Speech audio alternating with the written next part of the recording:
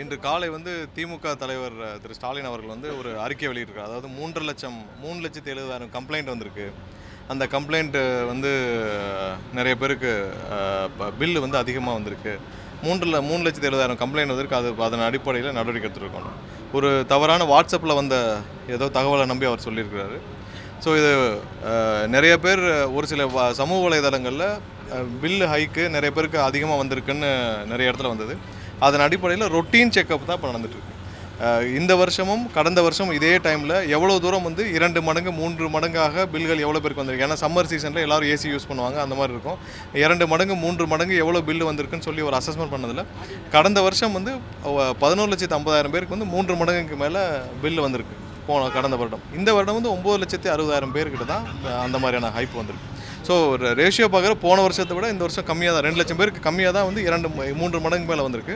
அதுலேயும் ஒரு சில பேருக்கு ரொட்டீன் செக்கப், ஏன்னா அது அசஸ்மெண்ட் சரியாக இருக்கா என்னன்னு சொல்லுங்க, ரொட்டீன் செக்கப் தான் பண்ணிகிட்ருக்கு. இவ்வளோ கம்ப்ளைண்ட்லாம் எங்கேயும் வரல, ரொட்டீன் செக்கப் வந்துட்டுருக்கு. யாரெல்லாம் அதை ரைஸ் பண்ணியிருக்காங்களோ அதெல்லாம் பண்ணிகிட்ருக்கோம். அசஸ்மெண்ட்டு எல்லாம் ஏடி லெவலில் ஏஇ லெவலில் ஒரு ரொட்டீன் செக்கப் தான் பண்ணிகிட்ருக்கு. மக்களை குழப்புற விதமாக அந்த அறிக்கையை இன்றைக்கி காலையில் விட்டுருக்காரு. அதாவது அது வரைக்கும் வந்து யாரும் பணம் கட்டுறதுக்குலேருந்து விலக்கு வேணும் அப்படிலாம் கேட்டிருக்காரு. அந்த மாதிரி எந்த கம்ப்ளைண்ட் 3,70,000 கம்ப்ளைண்ட்லாம் வரல. இது வந்து இங்கே இருக்கிற இபிலேருந்து செய்யப்படுற ரொட்டீன் ஒரு செக்கப் தான். அந்த செக்கப்பில் நேற்று இருந்து அவங்க செக்கப் பண்ணிகிட்ருக்காங்க, ஃபுல்லாக செக்கப் பண்ணிகிட்ருக்காங்க. எவ்வளோ தூரம் என்ன இருக்குது அப்படின்னு ரொட்டீனாக தான் நடந்துகிட்ருக்கு. எங்கெங்கெல்லாம் இது இருக்கோ அதெல்லாம் வேலிடேட் பண்ணுறது ரொட்டீன் செக்கப் தான். ஸோ மக்களை தேவையில்லாமல் திரு ஸ்டாலின் அவர்கள் வந்து யாரோ வாட்ஸ்அப்பில் கொடுக்குறத வச்சு தேவையில்லாமல் குழப்ப வேணான்றது தான் சொல்லி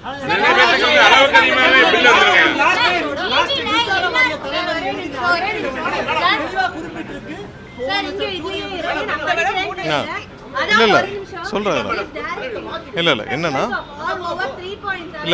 என்னன்னா நான் சொல்கிறேன் உங்களுக்கு மொத்தம் எடுத்ததில் போன வருஷம் 11,50,000 பேருக்கு வந்து 11,50,000 இல்லை நான் விளக்க சொல்கிறேன். 11,50,000 பேருக்கான இது வந்து 2 மடங்கு 3 மடங்கு பில்லு வந்திருக்கு. இந்த வருஷம் 9,60,000 பேருக்கு வந்து 2 மடங்கு 3 மடங்கு மேலே பில்லு வந்திருக்கு. ஸோ அதில் ஒரு சில பேர்களுக்கு எடுத்து நம்ம ரொட்டீன் செக்கப் தான் பண்ணிகிட்டு இருக்கோமா தவிர்த்து ரொட்டீன் செக்கப்புக்கான உள்ளே அறிக்கை, அந்த ரொட்டீன் செக்கப்புக்கு பண்ண அறிக்கை தான். இதில் எந்த கம்ப்ளைண்ட்டும் வரல. 3,70,000 பேர் கம்ப்ளைண்ட்லாம் பண்ணலை. நம்ம வந்து இல்லை இல்லை நாங்கள் தான் சொல்கிறோமே. இல்லை நான் தான் அதுக்கு சொல்கிறேன் விளக்கம் என்னென்ன இருங்க. 3.7 lakhs மட்டும் இல்லை, நான் சொல்கிறேன் கேளுங்க. 3.7 lakhs 70 lakhs மட்டும் இல்லை, 9 lakhs இருங்க. அதான் சொல்கிறேன் 9 லட்சத்து இல்லை 9 லட்சத்து சொல்கிறேன் கேளுங்க. 9,50,000 பேருக்கு வந்து இது மாதிரியான 3 மடங்கு வந்திருக்கு. அது போன வருஷத்தை விட 2 லட்சம் கம்மி. அதில் 3,70,000 பேருக்கு நம்ம வந்து இப்போ ரொட்டீன் செக்கப் நம்ம பண்ணிட்டு இருக்கோம். ரொட்டீன் செக்கப் இல்லை ரொட்டீன் செக்கப் பண்ணிட்டு இருக்கோம். இப்போ இன்னொரு ஒரு வாரத்தில் இந்த ஹைப்பில் எல்லாத்துக்குமே வந்து ஒரு ரொட்டீன் செக்கப்பில் எல்லாருக்கும் திரும்ப அசஸ்மெண்ட் பண்ணி நம்ம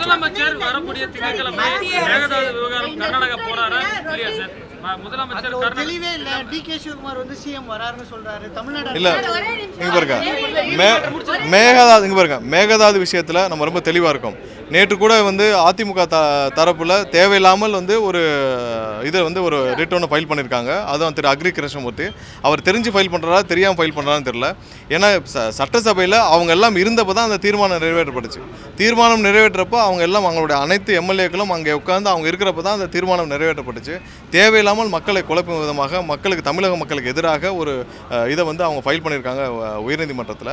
இன்டர்ஸ்டேட் இஷ்யூவில் எப்படி இவங்க உயர்நீதிமன்றத்தில் ஃபைல் பண்ண முடியும்னு தெரியல. அதுவும் இதில் சட்டசபையில் நிறைவேற்றப்பட்ட ஒரு தீர்மானத்திற்கு அவங்களும் சேர்ந்து ஒருமனதாக நிறைவேற்றப்பட்ட ஒரு தீர்மானத்திற்கு இப்போ போயிட்டு இவ்வளவு நாள் கழித்து போய் உயர்நீதிமன்றத்தில் வழக்கு தொடுத்திருக்காங்க. அது என்ன இன்ட்ரெஸ்ட்னு தெரியல. தமிழக மக்களுக்கு எதிராக பண்ணணும்னு நினச்சி அதிமுகலேருந்து பண்ணுறாங்களான்னு என்னன்னு தெரியல. இந்த விவகாரத்தில் கண்டிப்பாக முதல்வர் வந்து அனைத்து தரப்புகள் மக்களையும் ஆலோசிச்சுட்டு வராங்க. கண்டிப்பாக விரைவில் வந்து இதற்கான முடிவுகள் என்னென்ன, லீகல் ஸ்டாண்டில் என்ன பண்ண போகிறோம், மற்ற விஷயங்கள் என்ன பண்ணுவோம்னு தெரியும். இது 2 மாநில பிரச்சனைக்கு நம்ம வந்து உச்சநீதிமன்றம் மூலமாக தீர்வு. ஏற்கனவே நமக்கு வந்து ட்ரிபுனல் நமக்கு இருந்தது. அதில் பழைய தீர்ப்போடு அது வந்து ட்ரிபுனல் கான்ஸ்டியூஷன் இல்லை. திரும்ப ட்ரிபுனல் இருந்தால் ஒரு தீர்வு கிடைக்கும். நமக்கு உச்சநீதிமன்றத்தை அணுக முடியும். ஒன்றிய அரசு தான் இதுக்கு தீர்வு கொடுக்க முடியும். அது இல்லாமல் மற்றபடி நம்ம சுமூகமாக என்ன பண்ணலாம் சொல்லி அனைத்து தரப்பு விஷயத்தையும் முதல்வர் ஆலோசித்து வர்றார்.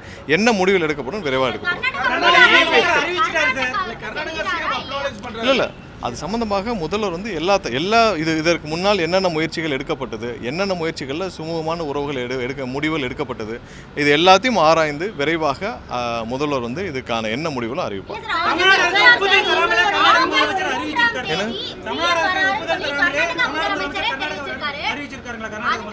இல்லை ஆய்வுகள் எல்லா தரப்புலையும் நடக்கப்படுது. எல்லா தரப்புலையும் ஆய்வுகள் என்னென்ன செய்யலாம், எப்படி செய்யலாம். இப்போ இதில் சம்மந்தப்பட்ட வல்லுநர்கள், லீகல் எக்ஸ்பர்ட்ஸ் எல்லாத்தையும் பேசுகிறாங்க. என்ன பண்ணலாம், இதுக்கு முன்னாடி என்ன முடிவுகள் எடுக்கப்பட்டுச்சு, 20 வருடங்களுக்கு முன்னாடி என்ன எடுக்கப்பட்டுச்சு, 1980 என்ன மாதிரி முடிவுகள் எடுக்கப்பட்டுச்சு, எல்லாத்தையும் ஆய்வு செஞ்சு அந்த வர்ற டிஸ்கஷன்ஸ் தான். பட் இது வரைக்கும்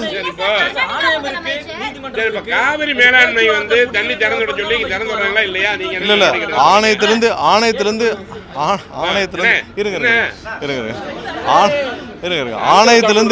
ஆணையத்திலிருந்து கொடுக்கப்படும் விஷயங்கள். இப்போ 3000 ஆணையத்திலிருந்து இவ்வளோ கண்ணாடிகள் நீங்கள் திறக்கணும்னு சொன்னாலே கர்நாடகா ஒத்துக்கொள்ள மாட்டேன்றாங்க. ஸோ அப்போ நம்ம அதுக்கு தகுந்த அடுத்த விஷயத்தை நம்ம பார்க்கணும். நம்ம திரும்ப வந்து உச்சநீதிமன்றத்தை நாட வேண்டும். ஒரு வகையில் லீகலில் நமக்கு வந்து உச்சநீதிமன்றம் மூலமாக நமக்கு வந்து தேவையான நீரை பெற வேண்டும். அடுத்து இதை சரியாக முறையாக செய்து கொடுக்க ஒன்றிய அரசு செய்ய வேண்டும். அவங்களுடைய ஒன்றிய அரசுடைய அமைச்சரே வந்து தவறாக தமிழக மக்களுக்கு எதிராக பேசிட்டு வர்றார். அவருக்கே வந்து கடைசியாக இறுதி தீர்ப்பு உச்சநீதிமன்றத்தில் இறுதி தீர்ப்பில் கீழ்மலை மாநிலங்களுக்கு நீங்கள் அவங்கள கேட்காமல் ஒரு சின்ன ஒரு 0.01 TMC கூட வெளியில் போகக்கூடாது. ஸோ அதுவே புரியாமல் வந்து பாஜகவுடைய அமைச்சரே பேசிட்டு வராரு. அவரே தமிழக மக்களுக்கு எதிராக பேசிட்டு வராரு. அதை கூட கண்டிக்கிறதுக்கு இங்கே யாருக்குமே உரிமை இல்லை. யாருமே வந்து இங்கே இருக்க எதிர்க்கட்சியில் யாரும் வந்து அதை கூட கண்டிக்க மாட்டேங்கிறாங்க. இங்கே இருக்க பாரதிய ஜனதா கட்சியும் கண்டிக்க மாட்டேங்குது, வேறு யாரும் கண்டிக்க மாட்டேங்கிறாங்க. கண்டிப்பாக இது வந்து லீகலாக நம்ம வந்து உச்சநீதிமன்றத்தில் தேவையான அளவுக்கு நம்ம என்ன பண்ணணுமோ நம்ம செய்வோம். சீக்கிரம் முதல்வர் அலுவலகத்தில் காவிரி மேலாண்மை வந்து தண்ணியை சொல்லியிருக்காங்க. அவங்க வந்து கர்நாடக அரசு திறக்கிற மாதிரி தெரியல. நீங்க என்ன சட்ட நடவடிக்கை எடுக்க போறீங்க, அது குறித்து இன்னும் ஒரு சில நாட்கள்ல அதுக்கான அறிவிப்புகள் வரும். இல்ல ஒவ்வொரு முறையுமே அவங்க அதான் பண்றாங்க. இதுக்கு என்ன தெளிவான என்ன பிரச்சனை? இப்ப இல்ல எப்பயுமே இங்க பாருங்க, கர்நாடக ஒரு அரசியலே வந்து காவேரி விஷயத்தை வச்சுதான் அவங்களுடைய அரசியலை பண்ணிட்டு இருக்காங்க. இப்போ இல்லை எப்போயுமே அப்படிதான். 30-40 வருஷமா 100 வருஷமா அவங்க கர்நாடகாவோட அரசியலே நம்மளுக்கு வந்து தண்ணீர் கொடுக்க மாட்டோம்ன்ற ஸ்டாண்டில் தான் அவங்களுடைய மொத்த அரசியலும் அடங்கியிருக்கு. இது அரசியலாக பார்க்காமல் தமிழக விவசாயிகளும் பார்க்க வேண்டியதான் நம்மளுடைய எண்ணம். அதில் லீகலில் நம்ம சுப்ரீம் கோர்ட் மூலமாக நம்ம தீர்ப்பு வாங்க, இது நம்ம சரியான முறையில் நம்ம முறையிட்டு தேவையான தீர்ப்புகளை பண்ணணும்.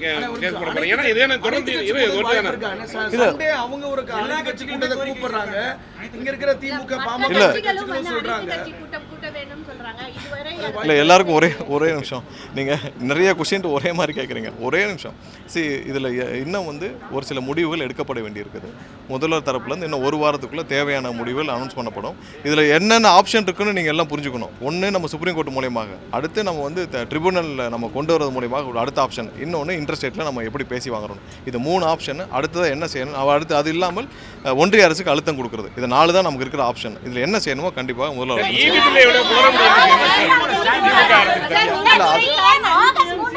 இல்லை அது மாதிரியான எந்த முடிவும் இது வரைக்கும் அது மாதிரி எந்த முடிவும் இது வரைக்கும்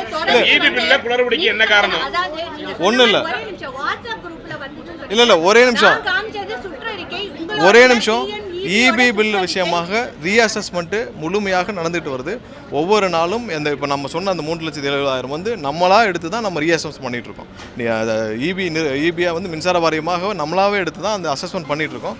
விரைவாக இது முடிஞ்ச பிறகு ஒவ்வொரு நாளும் எவ்வளோ தூரம் அவர் சொன்ன விஷயம் அவர் சொன்ன விஷயம் இருங்க நான் சொல்கிறேன் இல்லை நான் இதை முடிச்சுக்கலாம். அதாவது என்னென்னா எதிர்கட்சி தலைவர் திரு ஸ்டாலின் அவர்கள் சொன்னது என்னன்னா 3,70,000 கம்ப்ளைண்ட் வந்திருக்காங்க. அவ்வளோ கம்ப்ளைண்ட் வரல, நம்மளாம் தான் அசஸ்மெண்ட் பண்ணிட்டு இருக்கோம். அசஸ்மெண்ட் பண்ணி முடிச்ச பிறகு கண்டிப்பாக அது ஒவ்வொரு நாளும் அதுக்கான எவ்வளோ நம்ம பண்ணியிருக்கோம், எவ்வளோ எரர் இருக்குன்னு நம்ம வந்து வெளியிட போகிறோம்.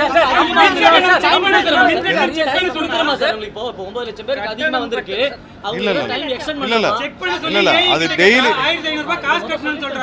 அதெல்லாம் கிடையாது. எல்லா இடத்துலையும் இல்லை நீங்கள் யாரோ அதெல்லாம் நீங்கள் கம்ப்ளைண்ட் கொடுங்க, அதெல்லாம் கண்டிப்பாக எடுத்துக்க அந்த மாதிரி எந்த எக்ஸ்டென்ஷனும் கிடையாது. அந்த மாதிரி அதை தான் குழப்பற விஷயமாக தான் திரு ஸ்டாலின் அவர்கள் கொடுத்துருக்காரு. அது இந்த மாதிரி எந்த எக்ஸ்டென்ஷனும்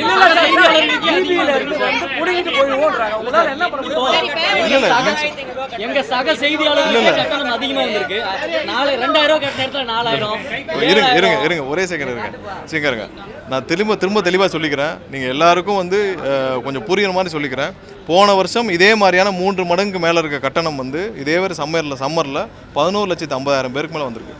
இந்த வருடம் வந்து 9,60,000 பேர்கிட்ட வந்திருக்கு. இதை நம்மளா வந்து இன்றைக்கி 3,70,000 பேருக்கு ரீஅசஸ்மெண்ட் கம்ப்ளீட்டாக பண்ணிகிட்டு இருக்கோம். நேற்று இருந்து ஆரம்பிச்சிருக்காங்க, ஒவ்வொரு இடத்துலையும் பண்ணிட்டு இருக்காங்க. எங்கெங்கெல்லாம் வேரியேஷன்ஸ் இருக்கோ ரீஅசஸ்மெண்ட் நேராக போய் ஏடி லெவலில் ஏஇ லெவலில் கொஞ்சம் நான் சொன்னால் முடிச்சுக்கிட்டேன். ரீஅசஸ்மெண்ட் 1 வீக்கில் முடிச்சிடும். இதில் எந்த இடத்துலையும் பிள்ளை இருக்க மாதிரி தெரியல. அடுத்த மாதம் கட்டணத்துக்குள்ளே இந்த 1 வீக்கில் எங்கெங்கே நேற்று இருந்து எல்லாம் ஸ்டார்ட் பண்ணி ஒவ்வொரு நாளும் அதுக்கான ரீஅசஸ்மெண்ட் பண்ணி முடிச்சுட்டு இருக்காங்க. அங்கேயே ரீஅசஸ்மெண்ட் பண்ணி அங்கேயே அட்ஜஸ்ட்மெண்ட்ஸ் பண்ணி முடிச்சிடும். சொன்னேன் என்ன பாருங்க, அங்கே போய் ரீஅசஸ்மெண்ட் பண்ணுறதுல அங்கேயே போய் ரீஅசஸ்மெண்ட் பண்ணி என்ட்ரி பண்ணி முடிக்க போகிறாங்க. இவ்வளோ தான் இதில் பார்க்கணும். வேறு ஏதாவது சரி இப்போ நான் சொன்னதில் எல்லாருக்கும் புரிஞ்சதில்ல சரி ஓகே.